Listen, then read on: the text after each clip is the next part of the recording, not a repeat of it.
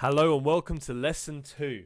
Today we are looking at samples. I'm going to teach you how to make a beat, how to make a track out of a sample. We're going to follow up. We're going to use all the skills that we learnt last week whilst using our drum machine, our drum sequencer, to learn how to use a sample to make a beat.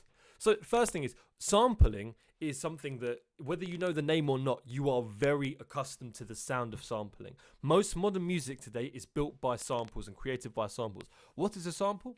A sample is a short extract of music. It's usually an isolated instrument or voice. You can have a vocal sample, it's just a cappella, just a vocal. You can have a little piano sample, guitar sample, keyboard sample, synth sample, drum samples. Whatever. Most pop music these days is built upon samples. Most producers these days, believe it or not, you don't have to know music theory to be a producer in 2021. You do not have to know chords. You don't have to know F sharp major 7 sharp flat 5 or anything. You don't need to know these things. What you do need to have is a good ear for music. So a sample is a short extract of music. I've got 3 samples. Today. Your assignment is going to be to pick one of these 3 samples and make a beat out of it. So let's have a quick listen to the samples that we're working with. Firstly, we've got all my samples are chord based. So we're going to sequence the drums together. I'll show you how to sequence the drums. If you missed first lesson, we're going to recap how to sequence drums. Let's have a quick listen to these samples first to hear what we're working with. Dark keys 140. Okay, I'm moving along. Minor chords.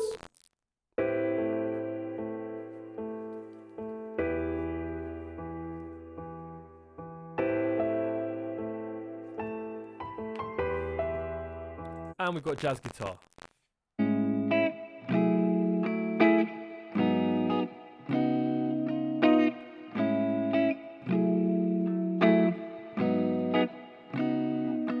Okay, cool. So we got 3 samples. Now, it's playing from somewhere else. Okay, so we got our 3 samples. Now, I'm gonna open when we get to this page. I'm gonna open the drum machine. Because I want to have drums in as well. But we're not going to use the drum machine just yet. In fact, I'm actually just going to delete these all this pre-made music because we don't want any of this. I'm going to delete it. So we've got an empty drum machine. Now, let's work on our chords. First thing I'm going to do is I'm going to import some chords. I'm going to import one of these samples in. It might look a little bit different for your screen because I've uploaded the samples for you and it will give you the option to download them. But you should be able to just drag them in. So, here my dark keys sample. I'm going to click and drag. And I'm going to put it into here where it says drag a loop or an audio MIDI file. So, this is a loop. This is an audio file. So, I'm going to drag this in. And here we have it. If I press play, you can hear that this is our sample. Now, the next thing we need to do, and what we need to understand about, is we need to calibrate, we need to synchronize the tempo of this sample and synchronize the tempo of BandLab. So tempo, we know what tempo is. Tempo is how fast or slow a piece of music is. This you would describe as a fast tempo. This you describe as a slower tempo. But actually, we can put tempo down to a value, and that value is BPM. BPM meaning beats per minute. What's happened here?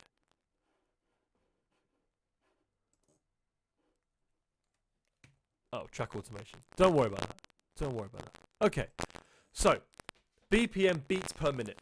Good. Now, every sample, when you get a sample, there are loads of websites you can download loads of samples from. So many samples for free. A good website, I must admit, I'll plug this website now, is Looperman. You can get I think I got one of these samples from Looperman. Looperman basically will give you free samples. Vocal samples, drum samples, keyboard, whatever you want. You can make an account and you can download these samples for free and use them and make music instantly. So, when you download a sample, it's important to find out the BPM of the sample. As you can see here, dark keys, I've already written, I type in the BPM to all my samples, so it's easy for me to work with them. Dark keys is at 140 BPM. If we look over here, BandLab is currently at 120 BPM. So Dark Keys is 140. BandLab is currently at 120 BPM. So let's hear what happens. Also, I'm going to turn on, this is important, this is our metronome. I'm going to turn on our metronome and let me see, also I'm going to align this up at the front. Everything should be grid locked. Whenever you're making music in BandLab, everything should be locked in the grid. Everything should look like squares and rectangles all sequenced together neatly. So let's listen. We've turned on the tempo of this and Dark Keys. Let's have a listen.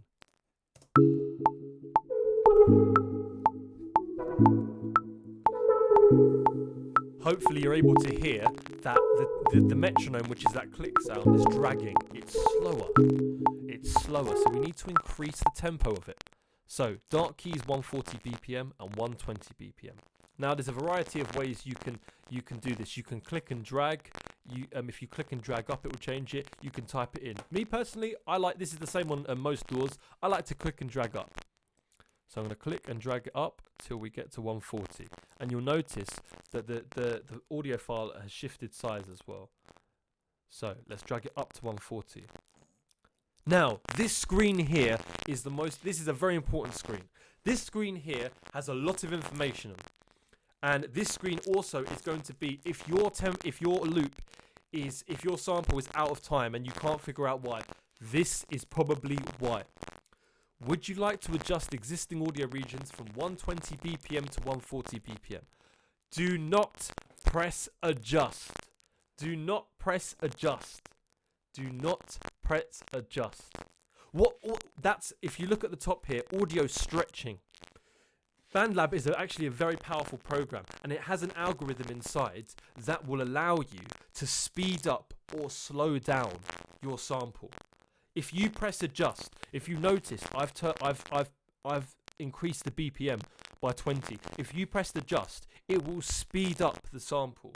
Do not do that just yet. I want you to press don't adjust. You must press don't adjust. Now that I've pressed don't adjust, we have increased. So now we've got Dark Keys 140 BPM and also BandLab 140 BPM.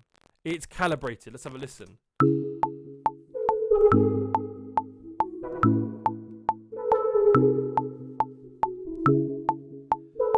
Excellent. So our sample is in time. Our sample is in time, and now we can actually start putting a drum beat behind it. So for those of you that didn't watch the first video, I'm gonna be quite quick over this because I've already taught this. If you want to learn more about the drum sequencer, go watch the first video. So also I'm going to change the kit. Something I noticed in a lot of people's work, a lot of people just kept the same drum kit. Change the kit. Have a listen to some different kits. Let's try. Oh, you all know me. You know I love the lo-fi sounds. I think I quite like the lo-fi kit. Yeah. Okay. What's the hi-hat saying? Okay. So my thing's gonna sound a little bit different to yours, because I'm a bit an older taste. But what I'm actually gonna do is straight off the bat, I'm going to add this grid in straight away. Oh, it wants me to make a beat at first. Okay, fine.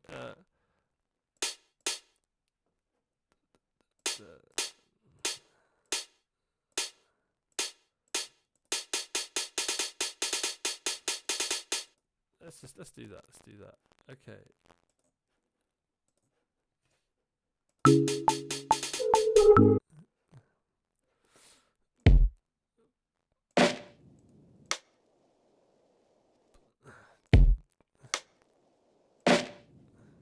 Hopefully it sounds alright.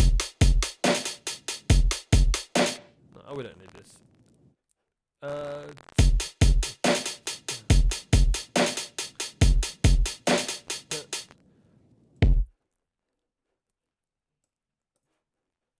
Okay, let's add this. I've just sequenced the drum beat very quickly. Now, just want to talk about drums very, very quickly. If you found that your drums weren't sounding that great, or they weren't sounding, if you weren't too happy with your drums, all I can say to you is you need to follow the basic principles of kick, hi-hat, and snare. Kick, hi-hat, and snare. Okay, you need to and also put a lot less in. I saw so many people's drums that were like, they look like this.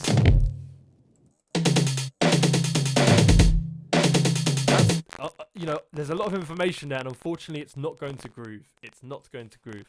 So let's have a listen. Let's have a listen up here.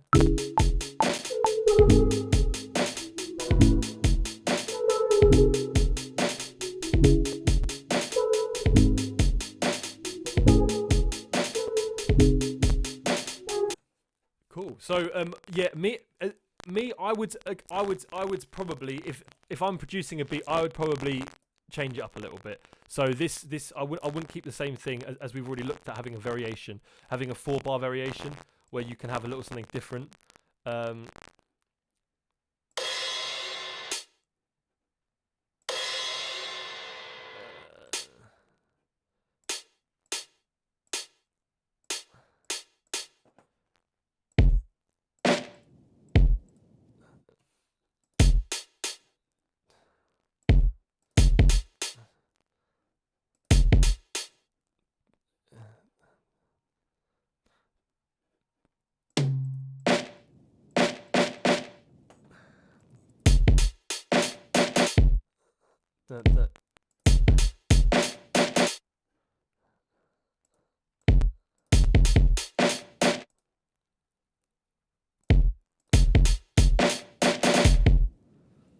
So yeah, I might do something like this on this last one here. So we looked at doing a four bars and then a variation.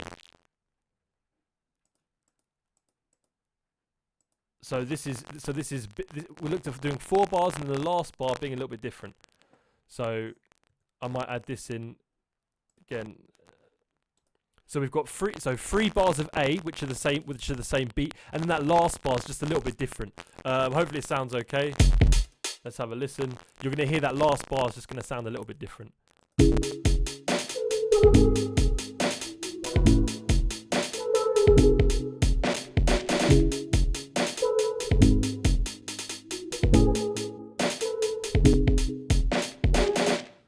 So I don't really like those drums, to be honest, but it's just an example of something a little bit different. Now, in fact, with those hi-hats, it might even sound not too bad with that original kit that we had on.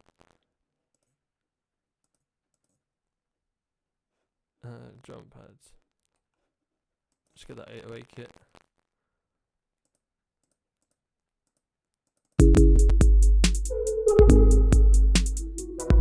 Yeah, the starting kit doesn't even sound too bad.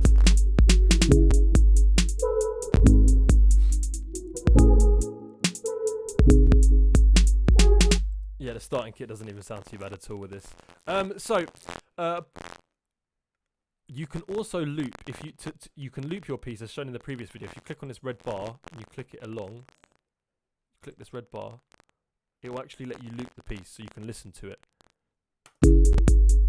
So just after you get to the end here, it'll go back to the beginning, so you can have an infinite loop going on.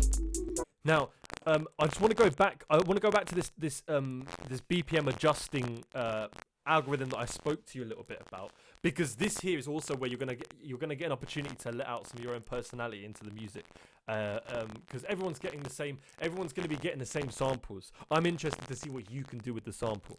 So 140 BPM. Once they are calibrated, once you've first calibrated the tempos, so Dark Keys is 140, the BandLab project is 140. Once you have calibrated the tempos, what you can actually do, and this might be a bit advanced, so but I want to give you the option. Once you've calibrated the tempos, the sample is at 140 and the drum machine is also at 140. What you can do is, if you change the tempo again, so let's say I'm going to slow this down. I'm going to take this to 105. BandLab has a powerful algorithm inside. Once that I've calibrated, if I press adjust now, it's actually going to slow down the sample. It's going to slow it down, but it's going to keep the same pitch, which is a very powerful algorithm. Usually when you slow down something, the pitch goes lower, and when you speed something up, the pitch goes higher. So there's actually a special algorithm to make sure that the pitch stays the same.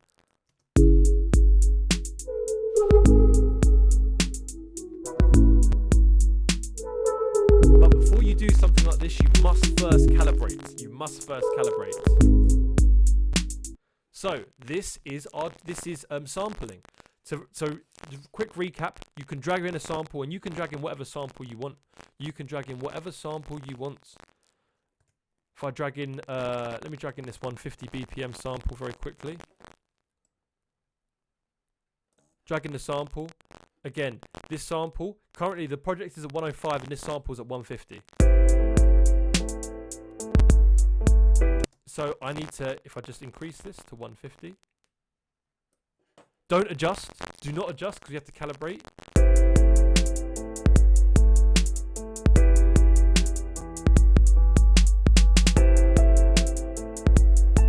And we can instantly get our sample in tempo and in time. Excellent. So for today's lesson, your task is, if you click on the teacher's assignment, you're going to see all 3 samples should come up. I want you to pick one sample. I want you to make a beat out of it. I would like 8 bars. I would like you to make a loop out of it. I would like 8 bars. An 8-bar loop. I want to see some drum variations. I don't just want to see the same drum beat all over again. I want to see some drum variations. It'd be you can use copy and paste very similarly to how you use it in Word. In general computing, I believe that you can still use the same shortcuts, Control X, Control V to paste if you want to speed things up a little bit. But today I'm looking to hear and see what you can do with these samples. Thank you very much and good luck in your lesson.